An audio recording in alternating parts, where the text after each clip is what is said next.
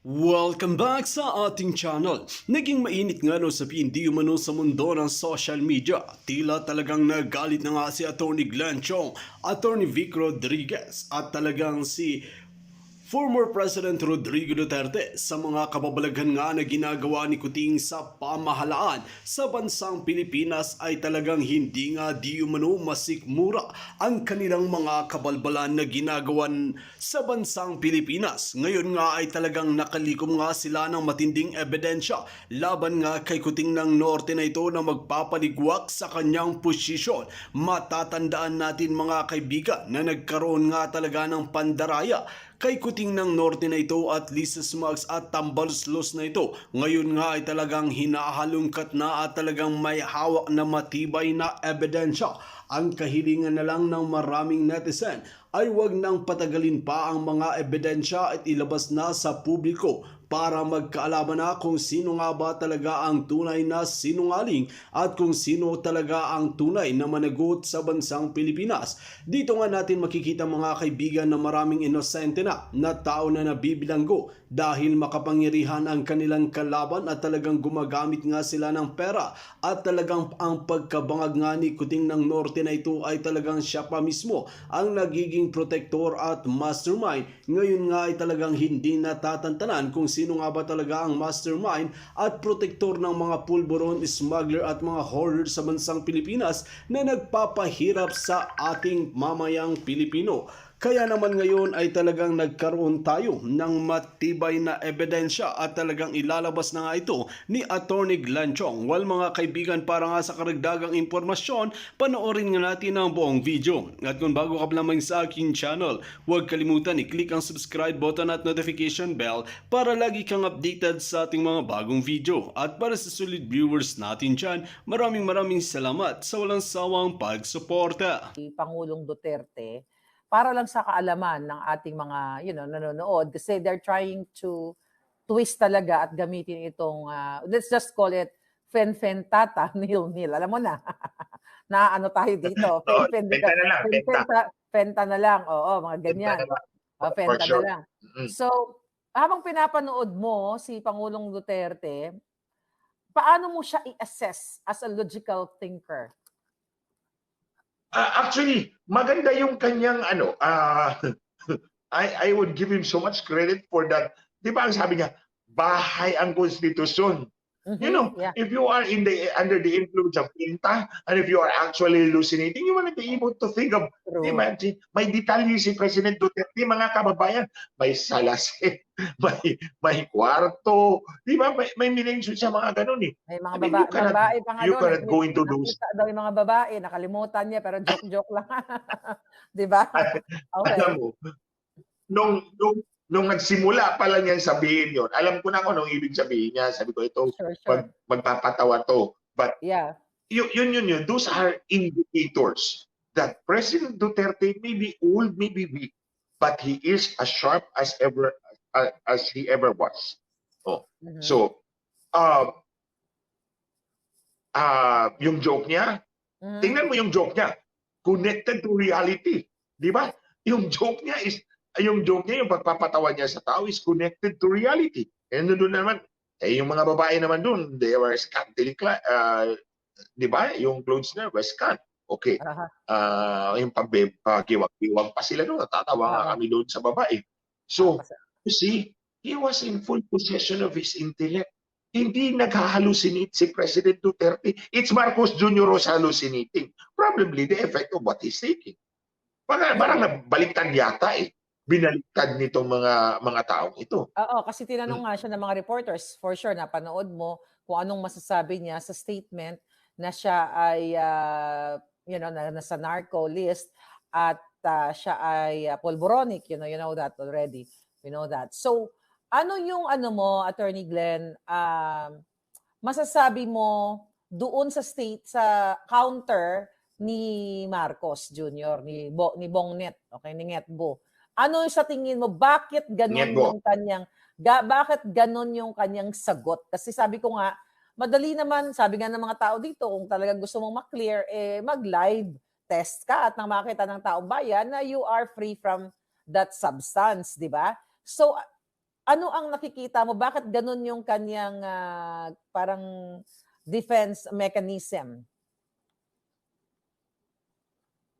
Okay, tingnan natin si President Duterte. Kagabi, nung nagsasalita siya, sabi ko, yung illustration niya ng Constitution sa House is kind of brilliant. No? Yes, Na, true. bakit niyo sisirain yung bahay ng taong bayan na wala namang pahintulot? Di ba? Aha. So, you see, actually, sa sarili ko, sabi ko, why I didn't ever think about that? Yeah, Ganun yung illustration. Ang illustration, galing, yung no?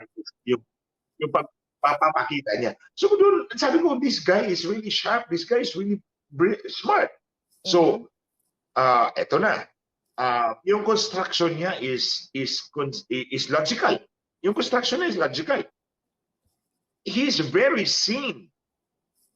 The answer of Marcos is more looks like laden with a sense of insanity. Okay, doon tayo sasagot ni Marcos. Okay, Yeah. look at kay President Duterte kagabi. Kumpara natin. It was a categorical accusation. Categorical and ambiguous. Wala kang pagdadalawang isip na ang ibig niya sabihin ito, siya. Kasi sinabi niya, we have a drug addict for a president. Now, who is occupying the office of the presidency? Si Marcos Jr. Now, drug addict is as clear as it can be.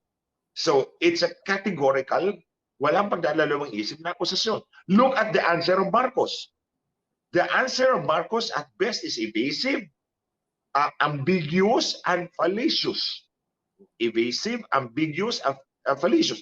Hindi mo narinig kay Marcos na sinabi, I never took drugs in my life. That's a categorical denial. Diba? Yeah. Diba? Categorical accusation from the former president. Categorical accusation. We have a drug addict for a president. Ang sabi ni Marcos, fentanyl yan. Matagal na siyang umiinom ng fentanyl. 5 to 6 years according to his admission. So, may side effect yan. Ganito. Meron pa nga siyang isang phrase doon na pinipilit niya yung kanyang side effects eh. Yes. Meron portion nun, I just could not recall. Side effect yan eh. Parang pinilit niya na ito yung side effect. Yes. So, parang nag-hallucination si President Duterte. Yeah. Far from it. Parang yun ang pinapalabas na nag-hallucination si President Duterte. You see, mga kababayan, hindi categorical ang denial ni Marcos. Kasi kung categorical ka, sasabihin mo, I never took drugs in my entire lifetime. I am not a drug addict. That's a categorical answer. Ayaw niya doon. Baka natakot siya Ayaw kasi niya. baka biglang mag-showing yung mag-showing. Mga kababayan, you have a categorical accusation. You have an ambiguous, evasive, fallacious argument for an answer from Marcos Jr. Anong fallacy? What is meant by fallacy? Mga kababayan, fallacy, these are actually common errors in reasoning. Common na errors yan in reasoning, which undermines the logic of your argument. Mawawalang bisa yung argumento mo because nagka-error yung reasoning mo. So, for example, the first na nakikita ko, and for people who are engaged in public argumentation and debate, para po sa inyong kalaman, high school pa lang ako, debater na ako. Kung saan lupalop ako ng Pilipinas na pupunta, nagdi-debate. O nag-best debater na ako ilang beses. So, congratulations. The first thing that thank you, Ate Ken. The first thing that you notice is the fallacy of ad hominem. Ad hominem, it's an attack against the character of the person making the argument rather than attacking the argument itself. You see? Anong sagot ni Duterte, ni Marcos Jr., ni Ngitbo? Hindi niya inatake yung argumento ni President Duterte. Yung aligasyon ni President Duterte na categorical, hindi niya yung inatake. Ang inatake niya, yung karakter ni President Duterte, fentanyl yan. Nag-hallucination yan. That's ad hominem. Okay. The other one is hasty generalization. Wala kang basis, wala kang evidence or insufficient yung evidence mo. Doon tayo sa explanation mo kanina, Ate Claire. Wala naman siyang ebidensya that taking fentanyl as a medical, as a prescribed medical, drug induces or causes hallucination. Parang wala yan eh. Walang epektong ganun. Pero that's the effect of what he is saying. Pinipilit niya yon. Well, pinipilit mo, that's history generalization. Wala kang patunay, wala kang Confusion. ebidensya, I, evidence. I think isa sa mga side effects, SIDA, not the adverse effect, is the confusion. Pero wala naman tayong nakita kay Pangulong Duterte. Okay, going Well, back. confusion, Wala. I think, Ate Claire, kung sasabihin mo confusion, it will apply only if the issue is complex. That you will get confused. Diba? If the issue is complex, si A nagbenta ng droga kay B, napunta kay C, napunta kay D, napunta kay Ngitbo. It becomes a complex issue. Excuse Diba? me. Kaya nga, gusto nilang palabasin nga gan. Nicotine. Yeah, gusto ni Ngitbo palabasin. Kaya nga, pag-usapan natin to para yung mga nakikinig po sa atin ngayon, nanonood, you will learn paano natin titirahin yung kanilang argumento. Argument. Yeah, okay. Pag sinabi, balik tayo dun sa confusion. The issue is simple. You are a drug addict. You are a drug user. Nasa listahan ka ng PDEA. O di ba? That's issue. Simple ang issue. Nasa listahan ka ng PDEA. Kung nasa listahan ka ng PDEA, PDEA is about drugs, then illegal drugs. You are a drug addict. Hindi yan si E nagbenta kay B, si B nagbenta kay C, si C nagbenta kay D, napunta kay Ngitbo, ginamit ni Ngitbo. Hindi, it's not a complex issue that could induce a confusion. And besides, sinabi na natin, and I am a witness to that, si President Duterte was in full possession of his faculties, of his intellect, at that time when he made the statement. So, hindi pwedeng mangyari yun. Ang pangatlong fallacy, mga kaibigan, ito yun, yung mas complex ng konti. Post hoc, ergo propter hoc. Ito yung paliwanag pangatlong natin fallacy. yan para mas maintindihan ng ating common palangga. Mga kababayan, tatlong fallacy ito ha. Sinabi ko na, what is a fallacy? A fallacy is a common error. Error in reasoning that undermines the logic of one's arguments. So, ma-diminish yung value ng argumento mo dahil may error doon sa reasoning mo. So, una, ad hominem. Inatake mo yung karakter ni President Duterte. Hindi yung kanyang argumento, hindi yung kanyang akusasyon. Iba nga ang pinasagot nyo eh. PDEA ang pinasagot nyo eh. Hindi ikaw eh. Marcos. Pangalawa, yung hasty generalization. Wala kang patunay that it actually induces hallucination or confusion to that point na, the issue is not complex, it's simple. So, hasty yung generalization. Wala kang ebidensya, wala kang insufficient evidence mo, ginamit mo yun as an argument to confuse everybody. Hindi si President Duterte ang confused. Ikaw, Marcos Jr., intends to confuse everybody with your argument, fallacious arguments. Okay, malinaw na yan ha mga kababayan. Hindi si President Duterte ang confused. Yung nagkukuking, ang nagko-confuse sa tao bayan. So, pangatlo, post hoc ergo propter hoc. What ibig sabihin, before this, after this, therefore, because of this. Yun yung ibig sabihin sa Latin ng post hoc ergo propter hoc. Because of after this, therefore, because of this. So, sabihin mo, example, uminom ako ng bote ng Coca-Cola. Uminom ako ng Coca-Cola. Coca-Cola talaga. Incan. Pwede namang incan. Pero favorite ko yung nasa bote. Masarap kasi yun yung classic. Okay, go. Uminom ako ng Coca-Cola. Pagkatapos, ako'y nagkasakit. Kaya, yung Coca-Cola, ang rason na bakit ako nagkasakit. That's an example of ergo propter hoc. Uminom ako ng Coca-Cola. Tapos nagkasakit ako. So, after this, uminom ako ng Coca-Cola, nagkasakit ako. Therefore, ang Coca-Cola ang rason kung bakit ako nagkasakit. Therefore, after this, therefore, because of this. Ito yung Coca-Cola. No, ang ibig niyang sabihin, translated to the exchange of arguments, inaakusahan ako, umiinom siya ng fentanyl for 6 years. Pagkatapos na inaakusahan ako na drug addict ako. Kaya ako inaakusahan na drug addict ako dahil nagpipintanil siya. But it does not yun. Yeah. Okay, balikan ko ha, mga kababayan, Oo. para ma-explain natin post hoc ergo propter hoc. Oo. Ah, ah, nag-iinom siya ng fentanyl ng 6 na taon.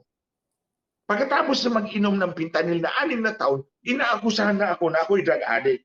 Kaya ako inaakusahan ng drug addict dahil sa fentanyl na yan. Wrong. Mhm. Because pinag-usapan na natin, fentanyl does not cause hallucination. President Duterte was in full possession of his faculties at that time.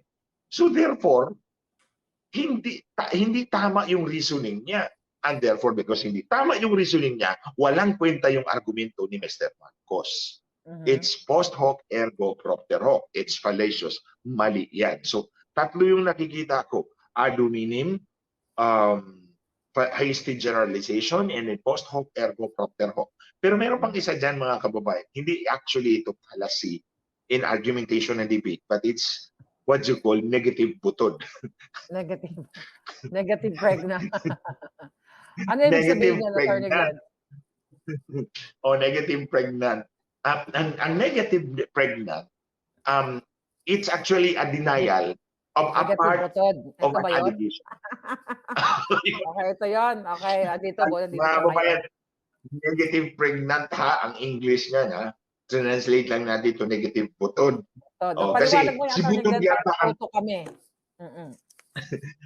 si butod yata ang may ideya niyan eh. Wala naman akong maisip na ibang gumagawa ng ideya kundi si butod. Si Okay. butod. Budlo. So, a negative pregnant consists of a denial of some part of an allegation, such that the denial is actually pregnant with the possibility that the entire allegation may actually be true. Example, okay, a negative denial consists of a denial of a part of the allegation. So yung allegation, baga ito yung allegation, dininay mo yung part. But the denial is actually pregnant with the possibility that the entire allegation may actually be true. Example, mga kababayan. Ate Claire, ninakaw mo yung aking wallet noong January 1, 2024. Okay. Ate Claire, ninakaw mo yung aking wallet noong January 1, 2024. Ito yung allegation. Ang sagot mo, hindi ako nagnakaw sa'yo noong January 1, 2024. Noong. So, you see, December Ate Claire, 30 ninakaw pala mo yung... Yeah. Wait. Ate Claire, sige, balik natin. Ito, sige, dito na tayo. Okay. Dito muna tayo sa nakaw-nakaw kasi malinaw yung 2024. Yeah. Ate Claire, ninakaw mo yung aking wallet noong January 1, 2024. Ang sagot mo, hindi ko ninakaw yung wallet. Wala akong ninakaw sa iyo noong January 1, 2024. Hindi ako nagnakaw noong January 1, 2024. So, kumbaga, dininay mo ang portion ng allegation. Hindi ka nagnakaw noong January 1, 2024. Pero, part of the denial is pregnant with the possibility na pwedeng totoo yung buong allegation. Pwede kang nagnakaw noong December 31, 2024 o January 2, 2024. Pwede kang nagnakaw ng ibang bagay na hindi wallet. O hindi January 1. Of course, totoo yun. Kaya nga sabi ko, the denial may be true as to some part. So true siya because hindi mo ninakaw noong January 1, 2024. Pero the denial is itself pregnant with the possibility na totoo yung entire allegation na nakaw ka ng wallet ko. Pero hindi January 1, 2024 kasi ninakaw mo December 31 o January 2. So ganon din yung allegation. Ganon din yung denial ni Mr. Marcos. Ang sabi ni President Duterte, we have a drug addict for a president. Okay, we have a drug addict for a president.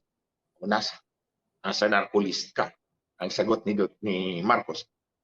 Ipintanil yan. Pintanil yan. Epekto yan ng fentanyl na matagal na niyang ininom. Kaya ako inaakusahan na drug addict. Now, it is entirely possible that the allegation is really true because fentanyl does not induce hallucination. O, di ba? Ang fentanyl hindi naman nakakapag-hallucinate. Ang ibig niya sabihin, hallucination yan. Confusion yan. But then the issue is very simple. It is not susceptible to make one. It does not make one be easily confused or be confused because it is not complex. Oh, so it is possible na totoo talaga na drug addict ka. Because yung denial mo is only a part of it, but the denial itself is pregnant with the possibility that the entire allegation is true. So, yun. Negative pregnant, negative butod. Yeah. Hello? Akala ko nawala tayo. Okay, yeah, go ahead. Yeah, so yun nga. So, yeah, at least na-explain na natin yan. So, malinaw na talagang ayaw niyang sagutin yung allegation sa kanya. Yung binanggit ni Sam. Ayaw niyang sagutin na direkta. Yung categorical, unambiguous denial. Walang ganun si Mr. Marcos. Kino-confuse niya yung tao with his fallacies of ad hominem, post hoc ergo propter hoc, and then hasty generalization, and then ito pa, yung concept of negative pregnant. Okay. Ate Claire? Yeah. So mayroon lang akong inano. So anyway, so ano nakikita mo dito? Sa tingin mo, brother, after ni Pangulong Duterte nagbigay ng super powerful revelation sa taong bayan, so dun sa crowd na yon, okay, ano yung naging impact? Ito, kaninang umaga, nagpang-abot kami ni Harry Roque doon sa breakfast. Parang hindi makapaniwala. Well, to answer your question, ito, example to. Si Harry Roque, you remember he's a lawyer. He's a lawyer, he's a former congressman, he's a former presidential spokesperson. Ano sabi niya? Hindi pa ako makaget over sa revelation ni Tatay Digong. Parang hindi ako makapaniwala. Grabe, diba? O hindi siya makaget over. Hindi siya makaget over doon sa mga revelations ni Presidente. Halos hindi ka paniwala, sabi ko, well, that is a reality. Sinabi ni Presidente yan, and I believe him.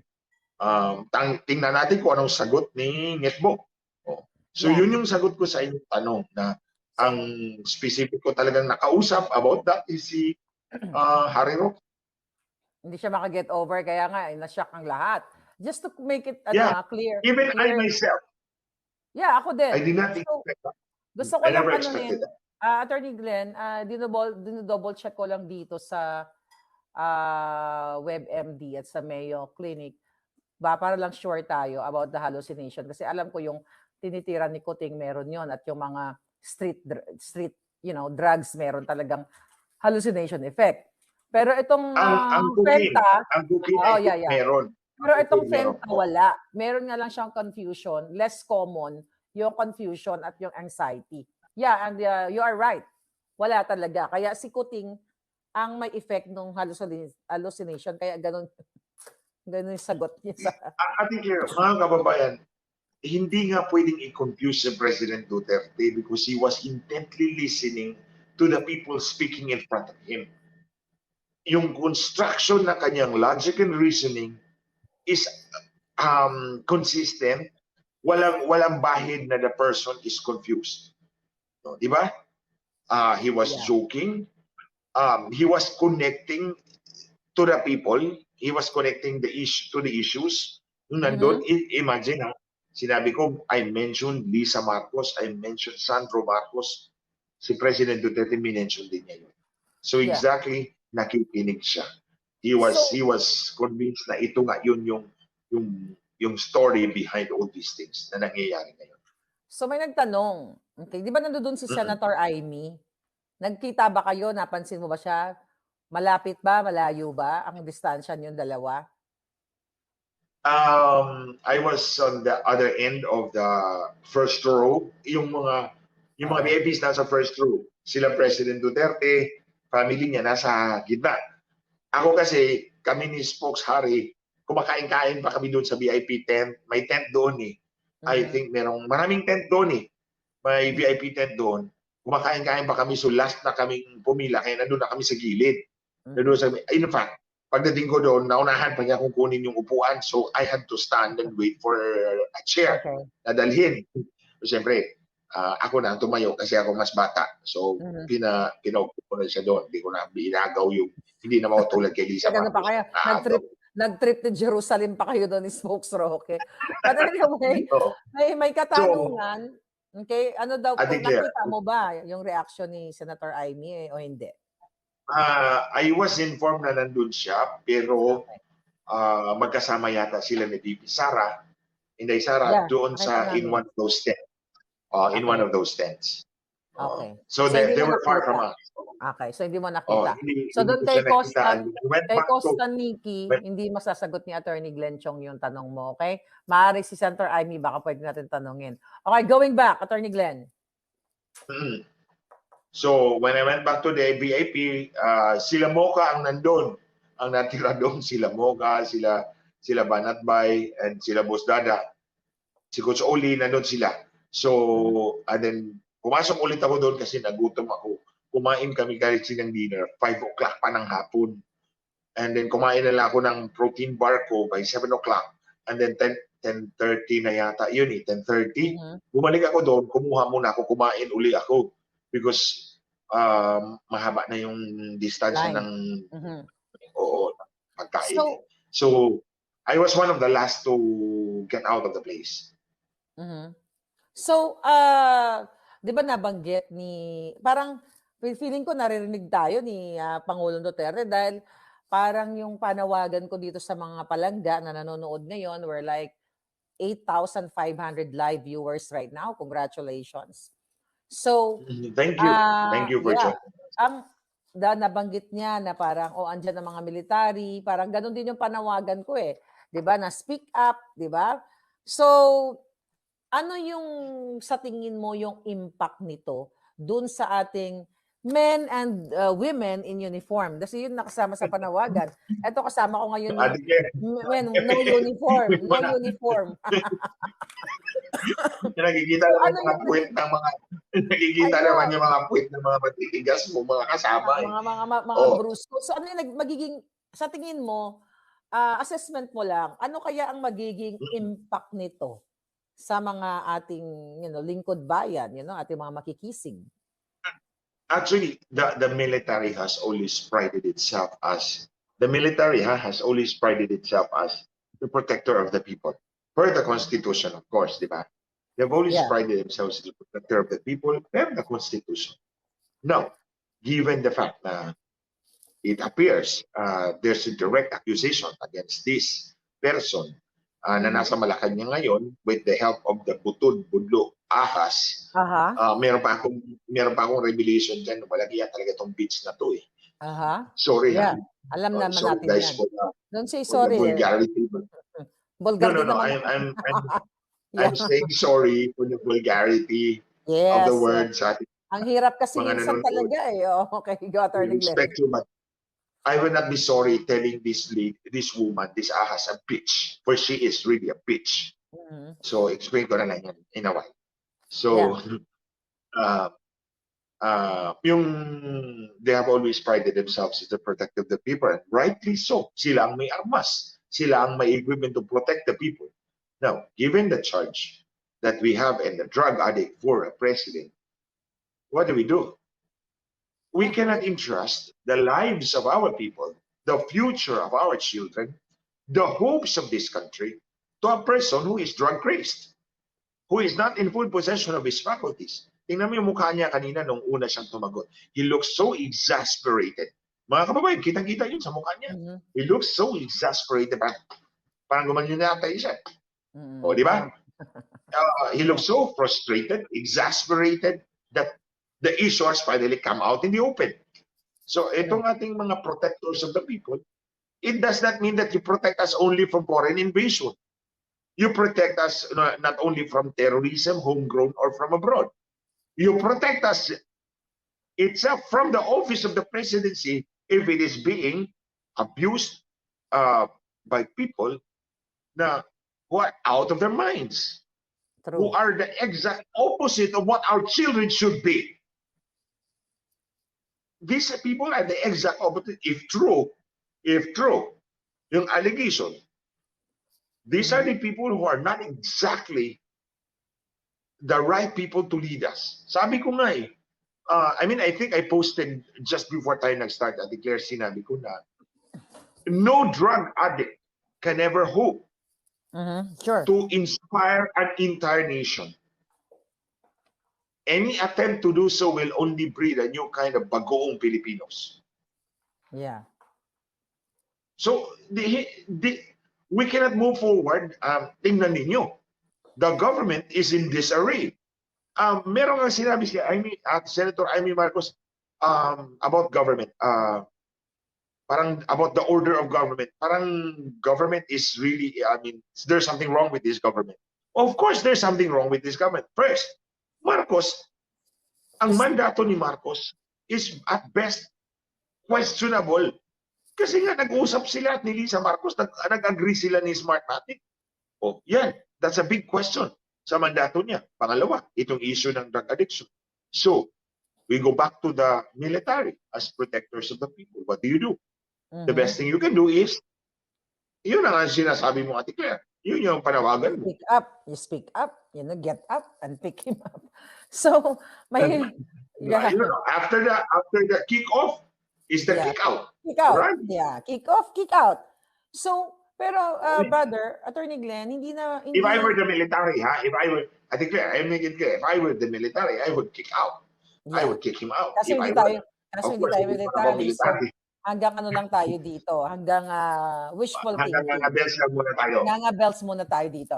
So, maraming, alam mo, may mga kakakilala ko na nag-worry din sila sa sitwasyon ni Pangulong Duterte after that revelation.